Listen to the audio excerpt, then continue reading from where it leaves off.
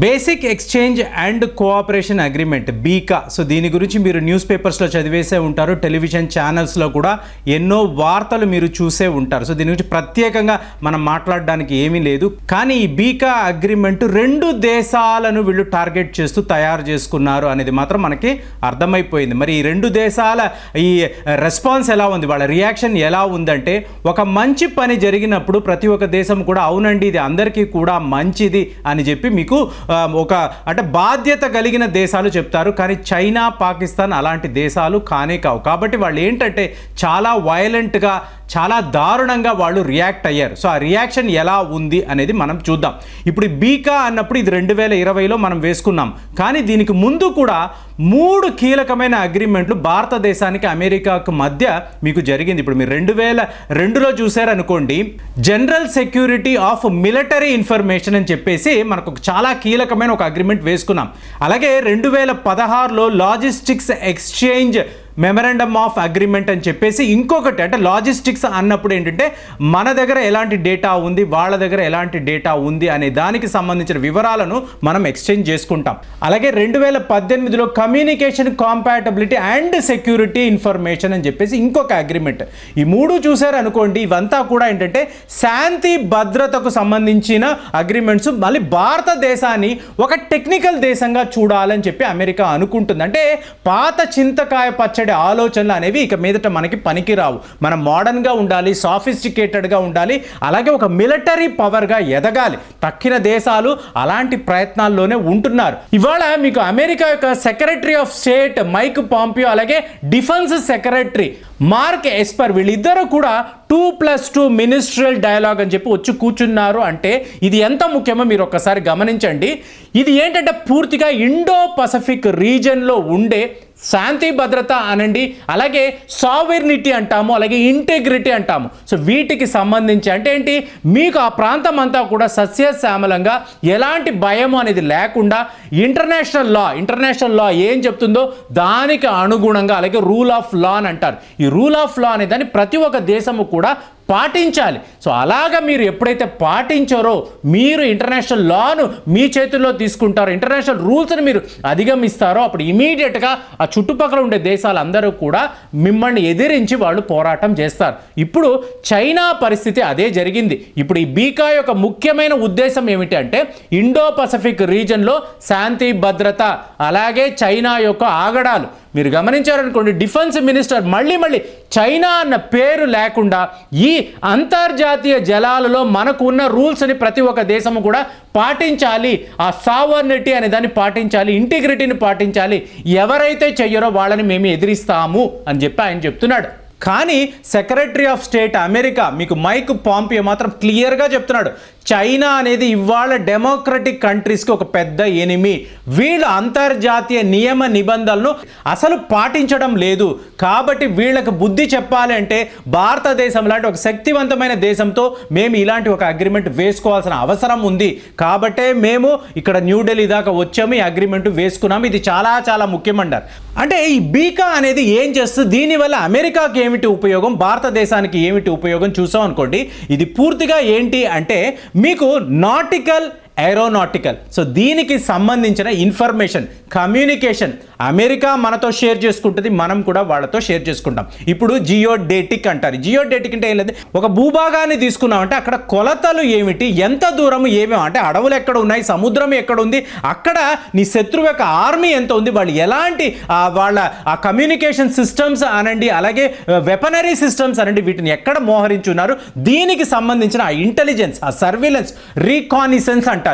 వీటికి సంబంధించిన వివరాలంతా కూడా ఇండియా అమెరికాకు ఇస్తుంది, అమెరికా ఇండియాకి ఇస్తుంది. కాబట్టి మనం ఏం చేస్తున్నాం, నాటికల్ అంటున్నాం, ఏరోనాటికల్ అంటున్నాము, అలాగే జియో పొలిటికల్ అంటున్నాం. సో ఇన్ని విషయాల్లో కూడా మనం ఏం చేయబోతున్నాం అంటే మన ఇన్ఫర్మేషన్ని మనం అమెరికాతో షేర్ చేయబోతున్నాం. అలాగే అమెరికా కూడా వాళ్లకు సంబంధించిన వాళ్ళ శాటిలైట్ ద్వారా ఎలాంటి ఇమేజెస్ని వాళ్ళు చూస్తున్నారు, ఎలాంటి భూభాగాన్ని వాళ్ళు కొలతలు వేస్తున్నారు, వాటికి సంబంధించిన వివరాలు మనకి ఇస్తారు. ఇప్పుడు మీరు ఊహించుకోండి, లడాఖ్కి ఒక 100 కిలోమీటర్ల దూరంలో చైనా ఒక రాడార్ సిస్టమ్ని తీసుకొచ్చింది అనుకోండి, వెంటనే మీకు అమెరికా అలర్ట్ చేసేస్తుంది. అలర్ట్ చేసినప్పుడు మనకు తెలిసిపోతుంది ఇక్కడ పలానా దగ్గర రాడార్ ఉంది. ఇది మన శాటిలైట్ ద్వారా కూడా తెలుసుకోవచ్చు కదా అనుకోవచ్చు. కానీ కొన్ని మీకు లూప్ హోల్స్ ఉన్నప్పుడు మీకు మీ శాటిలైట్ పలానా ఇమేజ్ను చూడలేదు, కానీ అమెరికా శాటిలైట్ చూడగలదు. అలాగే వాళ్ళు చూడలేని దాన్ని మనం చూడగలం. సో ఇప్పుడు ఇదే చాలా కీలకమైపోయింది.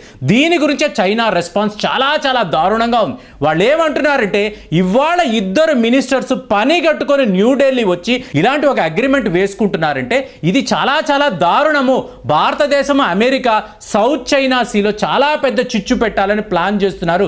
మమ్మల్ని కవ్విస్తున్నారు, మమ్మల్ని యుద్ధానికి వాళ్ళు పురిగొల్పుతున్నారు. మేము భారతదేశం శాంతియుతంగా మాట్లాడుకొని సాల్వ్ చేసుకోవాలంటే అది అమెరికాకు ఇష్టం లేదు, మమ్మల్ని ప్రొవోకేట్ చేస్తున్నారు.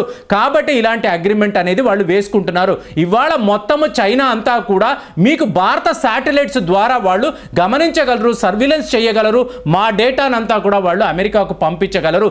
అమెరికా కూడా ఇదే పనే చేయగలదు. సో అలాంటప్పుడు మా చైనా భద్రత అనేది ఎక్కడికి వెళ్ళిపోతుంది? మేము ఇంటర్నేషనల్ లాను అడగాలి.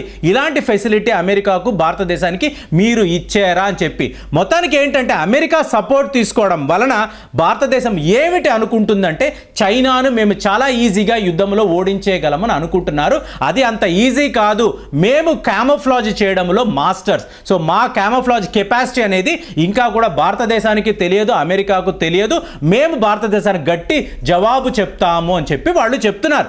పాకిస్తాన్ వీళ్ళు ఇంకా దారుణంగా రియాక్ట్ అయ్యారు.